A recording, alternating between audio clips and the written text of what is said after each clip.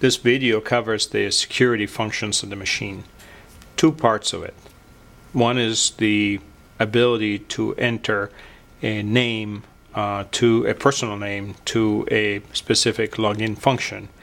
And two, how does that person, that login function, assign a personal password that only he or she has knowledge of. So to be able to assign a personal name to a function, I have to be logged in as an administrator. So log in as administrator.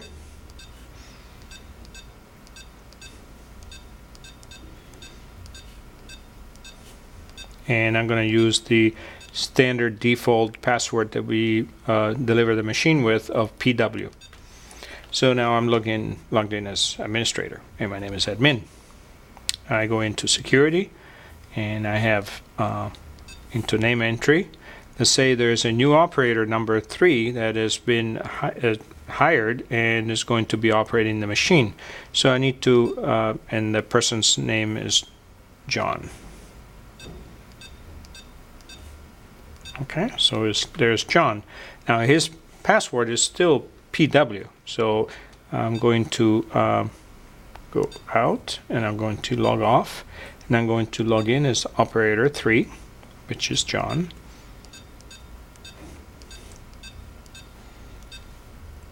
And the password, of course, is PW. So there it is. Operator 3 is John. Now John has the ability to change his password to be so that it is his own personal password. So John has the ability to go into security, go into password control, and he's going to change operator 3, and we're going to, let's say, call it PW1.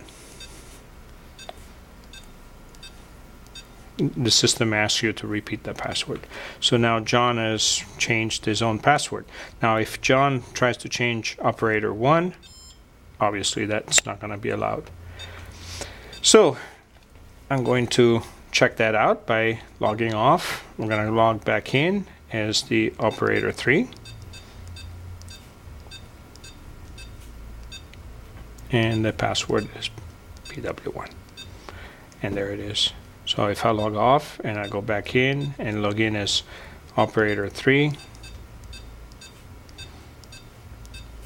but I put in the standard, let's say the standard PW password, it's not going to allow me. So that's the way to make sure that a personal password is can be entered by each individual operating the machine. Now the administrator has the ability to go in and change anybody's password. So we're going to change that PW1 back to PW. So I'm going to log in as the administrator again.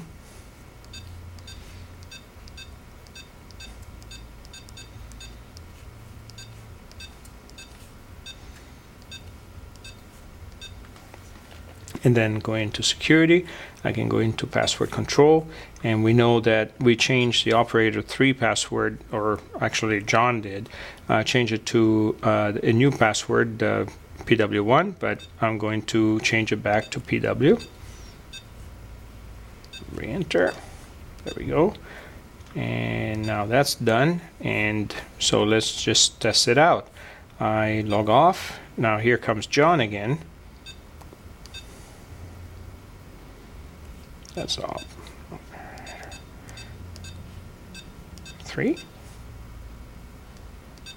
And let's say he tries to use his own password of PW1. That's not going to work, clearly. He has to go in with the new password that the administrator just changed.